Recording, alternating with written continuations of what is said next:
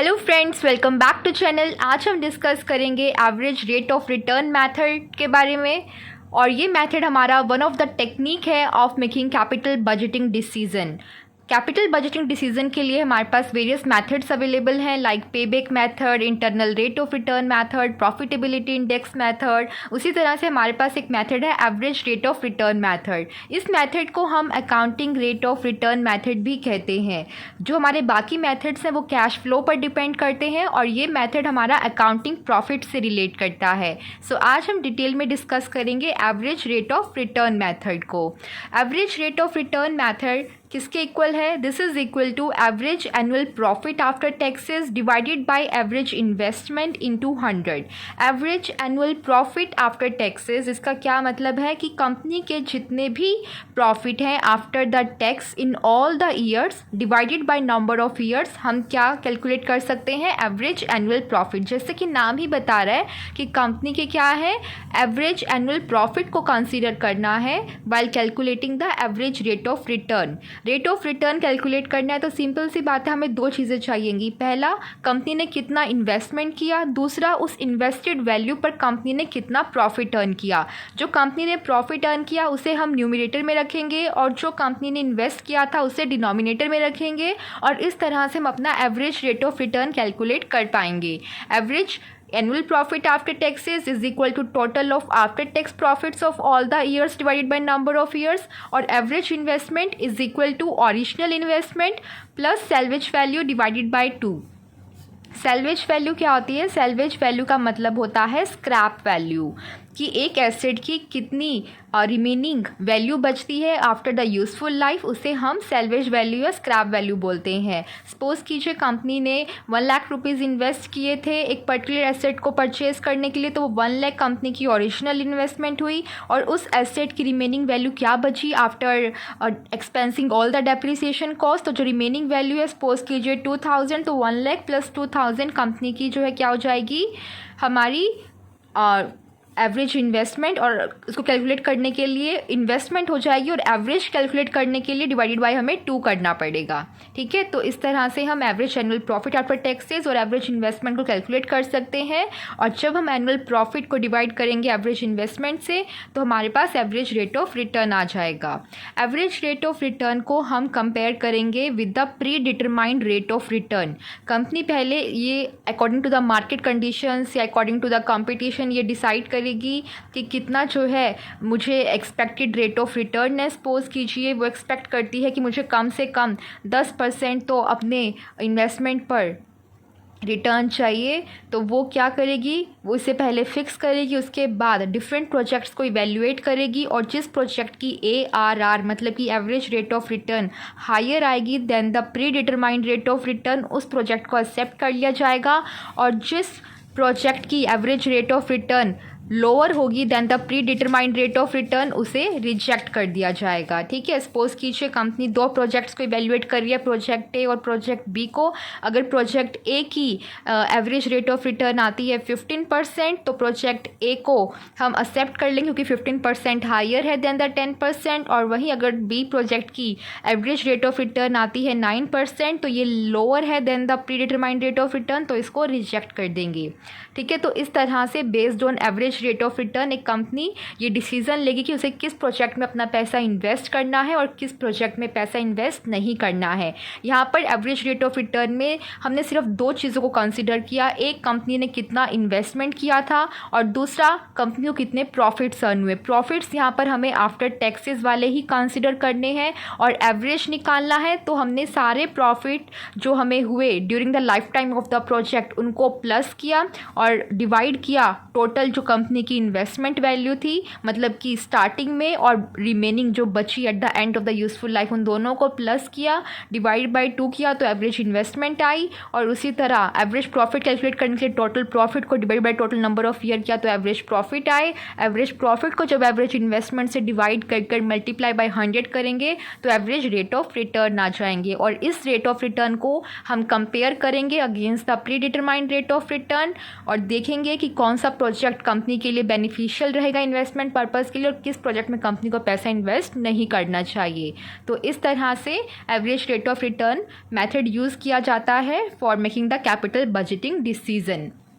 यहाँ पर हमारे पास इस मेथड के कुछ एडवांटेजेस और कुछ डिसएडवांटेजेस भी गिवन है, तो देख लेते हैं एडवांटेजेस और डिसएडवांटेजेस भी।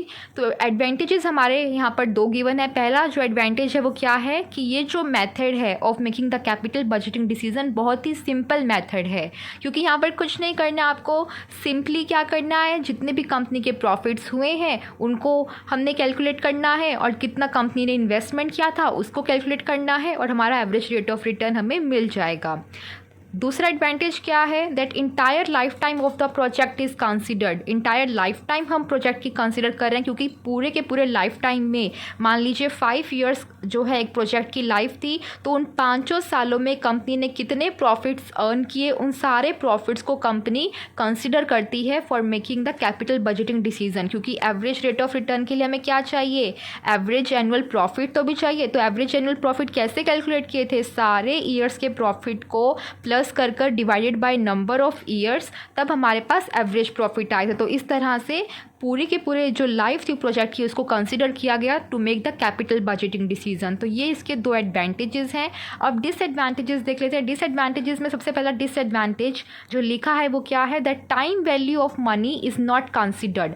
टाइम वैल्यू ऑफ मनी क्या होता है कि जो मनी है वो अपनी वैल्यू को लूज़ करती है with the passage of time. जैसे जैसे समय बीतता है वैसे वैसे मनी की जो वैल्यू है वो गिरती चली जाती है। इसीलिए कहा जाता है that the value of 1 rupee is higher than the value of the same rupee received after 1 year. कि कोई आपको अगर अमाउंट आज मिलती है, सपोज कीजिए 1 लाख की, और वही सेम अमाउंट आपको 1 साल के बाद मिलती है, तो वैल्यू किसकी ज़्यादा होगी, जो पैसा आपको आज मिल जाएगा उसकी वैल्यू कहीं ज़्यादा होगी then the value of the same amount जो आपको 1 साल के बाद मिलेगी। और ऐसा क्यों होता है, ऐसा इसलिए होता है क्योंकि जो पैसा आपको आज मिलेगा उसको आप इन्वेस्ट कर उस पर इंटरेस्ट अर्न कर सकते हो और अपने जो पैसा है, जो आपके पास फंड्स हैं, उनकी वैल्यू को इंक्रीज़ कर सकते हो। बट जो पैसा आपके पास 1 साल बाद आएगा उस पर जो इंटरेस्ट अर्न करने की अपॉर्चुनिटी थी वो उस टाइम तक चली जाएगी। ठीक है, तो टाइम वैल्यू ऑफ मनी जो फैक्टर है यहाँ पर कंसिडर नहीं किया जाता है इस मेथड के अंदर। और कैसे नहीं किया जाता वो आपको एग्जाम्पल की हेल्प से मैं समझाती हूँ। सपोज़ कीजिए 2 प्रोजेक्ट्स हैं, प्रोजेक्ट ए और प्रोजेक्ट बी। अगर इस मेथड के अकॉर्डिंग देखें तो हमें क्या चाहिए, हमें देखना है कि उस प्रोजेक्ट के लाइफ टाइम में कितने प्रॉफिट्स कंपनी को अर्न होंगे ऑन द इन्वेस्टेड वैल्यू। तो देख लेते हैं। तो यहाँ पर जो हमारे पास है प्रॉफिट आफ्टर टैक्सेस गिवन है दोनों प्रोजेक्ट के, और एवरेज इन्वेस्टमेंट वैल्यू भी गिवन है। एवरेज इन्वेस्टमेंट मतलब कि कंपनी ने कितना इन्वेस्ट किया, कंपनी ने इन्वेस्ट किया 1 लाख प्रोजेक्ट ए में और 1 लाख ही कंपनी ने इन्वेस्ट किया प्रोजेक्ट बी में। और ये 5 साल जो है लाइफ टाइम थी प्रोजेक्ट की। प्रोजेक्ट ए की भी लाइफ टाइम 5 ईयर्स है और प्रोजेक्ट बी की भी लाइफ टाइम जो है वो 5 ईयर्स है। पहले साल प्रोजेक्ट ए में 2,000 रुपये का प्रॉफिट एक्सपेक्ट किया जा रहा है और प्रोजेक्ट बी में 10,000 का। उसी तरह सेकेंड ईयर में 4,000 प्रॉफिट जो है एक्सपेक्ट कर रही है company after taxes in under project A और 8,000 अंडर प्रोजेक्ट बी। तो इसी तरह से जो टोटल 5 ईयर्स के प्रॉफिट हैं आफ्टर द टैक्सेस वो 30,000 है प्रोजेक्ट ए में और 30,000 है प्रोजेक्ट बी में। तो इस तरह से जो एवरेज प्रॉफिट्स आ रहे हैं और जो ARR आ रहा है वो सेम आ रहा है।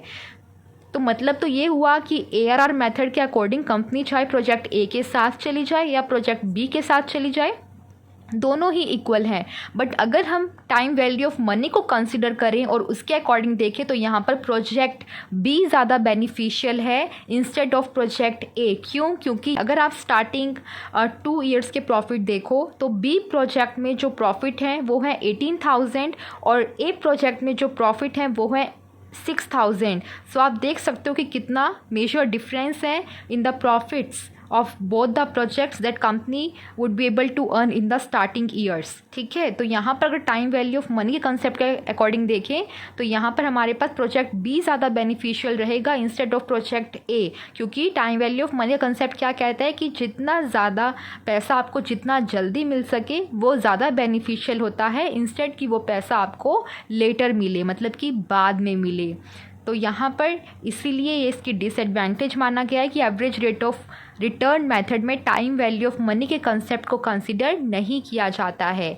सेकंड क्या है, difficult to fix a predetermined rate. हमने कहा था ना कि यहाँ पर इन्वेस्टमेंट डिसीजन लेने के लिए कंपनी क्या करती है, ARR को कंपेयर करती है against the predetermined rate of return. तो ये जो pre determined rate of return है, इसको फिक्स करना, इसको डिटरमाइन करना थोड़ा मुश्किल रहता है एक ऑर्गेनाइजेशन के लिए। तो ये थी हमारी दो डिसएडवांटेजेस, पहली कि टाइम वैल्यू ऑफ मनी के कंसेप्ट को कंसिडर नहीं किया जाता है, और दूसरा प्री डिटरमाइंड रेट को फिक्स करना थोड़ा यहाँ पर मुश्किल रहता है। तो ये था हमारे पास average rate of return method. I hope कि आपको समझ में आया होगा। अगर समझ में आया तो वीडियो को लाइक करना, चैनल को सब्सक्राइब करना अगर अभी तक नहीं किया है, अपने फ्रेंड्स के साथ वीडियो को शेयर करना। Thank you so much for watching this video. Bye bye.